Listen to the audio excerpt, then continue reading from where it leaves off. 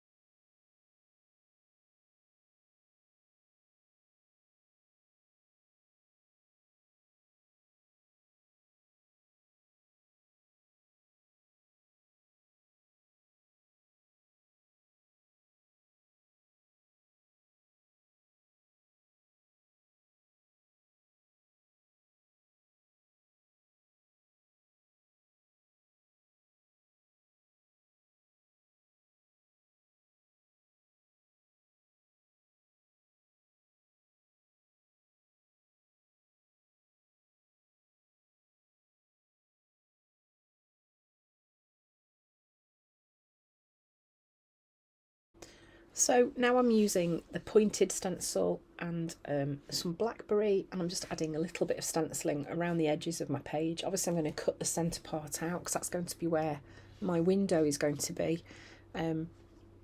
So I'm not worrying too much about adding too much decoration in the centre of my page. And then the piece that I cut out, I'm going to cut out in one whole section. I'm going to save it because I can then use that as a tip in on another page. So that's one of the benefits, I guess, of decorating your page before you cut any pieces out of it if you're going to cut a larger section. So this is the, I always want to call this connected dots. It isn't called connected dots. It's just one of Dina's dotty stamps. And I'm using heather in this one. I wanted a bit of a lighter colour for contrast and to keep it kind of working in the same colour palette. So we've got that purple blackberry stenciling on there already, and then I wanted this pastel colour not to be white, but a pastel purple worked better. So then I've flipped the page over and I've just drawn this window on the back. It was easier to work out where to cut on the reverse of the page that I've just decorated, because all of the lines and everything were just completely confusing my eye, and I was just getting completely messed up with where to cut. So it worked better this way. And then I'm going for two pages that are going to be stuck together. That's just to make it a little bit more stable. and for no other reason at all. I did think I was going to have my birds kind of dangling in the middle, but then I decided I would actually fix them in place so they are flying across the window. Here I'm just trimming up the excess bits where I've missed. So this is the Flying High stamp set, and I'm leaving the birds on the card that they come on instead of putting them on the acrylic block, just because I'm lazy and that's nice and easy. I'm inking them up, and then I'm going to stamp these onto transparency to start off with. So a couple of things. I'm using archival ink for this. It does take quite a long time to dry on transparency, so you do need to bear that in mind. If you want it to dry a bit quicker, then StazOn ink is quite good for that. But this is what I've got at hand, so it's what I'm going to use. And obviously heat setting things on the transparency is very tricky. You have to be super careful because it can make the transparency buckle. But I have found a way that you can do it. As long as you keep the heat tool moving and it's not too close, you can encourage it to dry a little bit faster. But there we go. And then I'm going to stamp some of these birds onto some just ordinary printer paper. So I'm going for some on printer paper, some on transparency. The transparency ones are going to be across the window, and the ones on paper are going to be stuck around the border around my cutout window. I'm using white paper for this because it'll be a great contrast with all that bold colour that's going on in the background.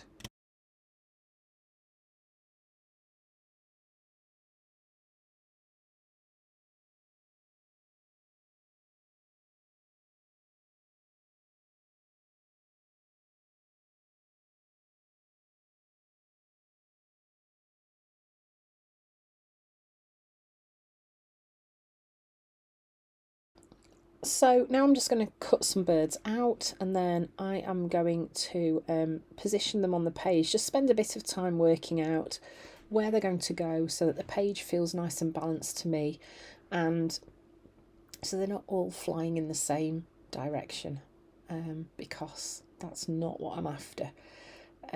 So yeah, I'm just going to do a bit of cutting. I've edited all that out because who needs to watch me fussy cutting? No. Thank you.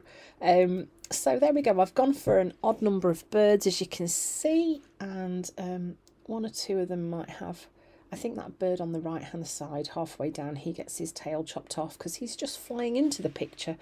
So yeah, sticking those down.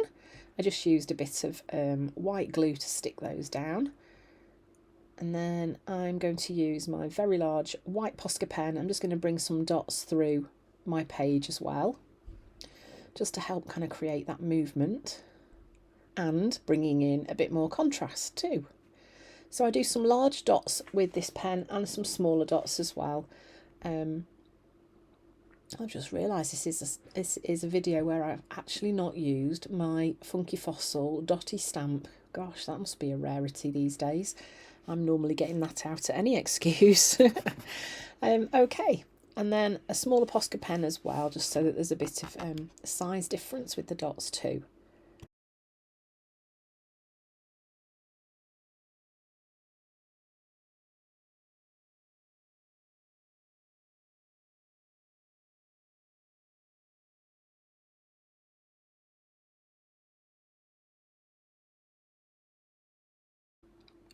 And then I'm cutting out my transparency birds. So I'm only going to have two flying across the middle. And I'm going to make sure that I leave enough transparency on the edges so that I can attach these birds across the page so that they're flying across the window, and you can kind of see through them. So using the transparencies, it's just such a great way to add those extra elements to your journal pages. Yeah, it's really fun, and kind of stamping all your stamps on transparencies, it gives them a whole new lease of life. So you can see that's how that's going to go, and then I'm just going to use a couple of staples to put that in place. Being very careful how I cut these out, because in some places the ink is still a little bit damp, but just with a little bit of careful manoeuvring I can cut those out fine. And then that one's going to go up there.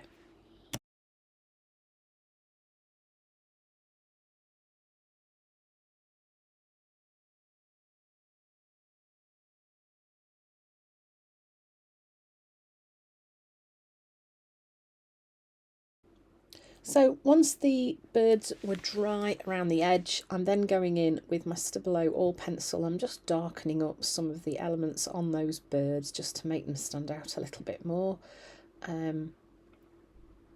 Yeah, just to kind of pull them into the foreground a bit more. But I was feeling quite happy with this page at this point, and I think, I don't know, there's just something about these bird stamps, they're just so lovely. They work really nicely, don't they? So I didn't water activate the Stabilo All Pencil. I literally just used it to go over the lines that are already on the stamps. And then I've just grabbed an old bottle lid and I'm just adding some stamped circles around the edge of the page too.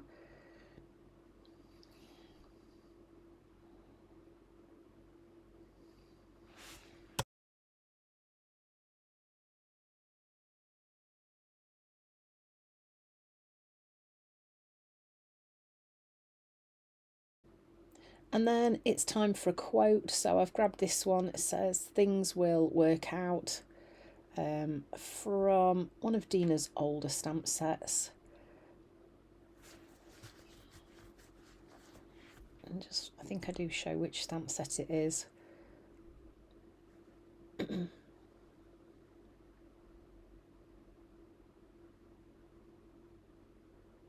Work in progress. Yeah, there we go.